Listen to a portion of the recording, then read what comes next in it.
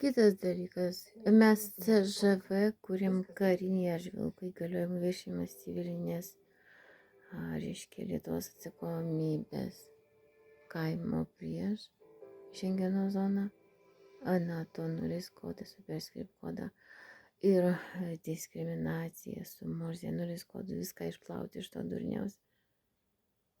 Tai pasibaigė. Jidiš įgaliojimų viršijimas kurti religinius karus ir revoliucijas. 5 metai kalėjimo už bandymą žmonės sunaikinti, kurie aiškinę, tu viešinti tave mes sunaikinam.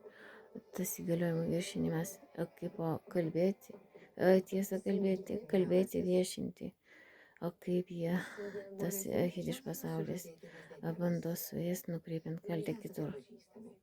Nėra religinio, reiškia, karo teisė Šengeno zonoje, o visus tos populistinius Rolandukus Paksus įbaugino, gydė ir jis nepalaiko šitos visos, reiškia, žvilko mafijos.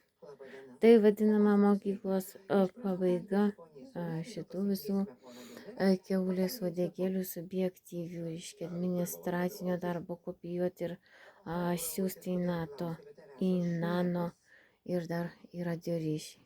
Tai va tas įgaliojimų viršijimas Sovietų sąjungos, atseit mes save susikūrė, yra konstituciniam teisme teisiamas. Žvilko diskriminacija, reiškia, ir viešinimas, tarsi neteisėtas viešinimas. Danijos Lietuvos įstatymas pasirašytas pacifizmo, nebe KGB gabis vaiką nužudyti, vaiką nuprievartauti, motiną jų iškvailinti. Aš neturiu priklausomybių narkotikam, prostitucijai. Tada aš neteista.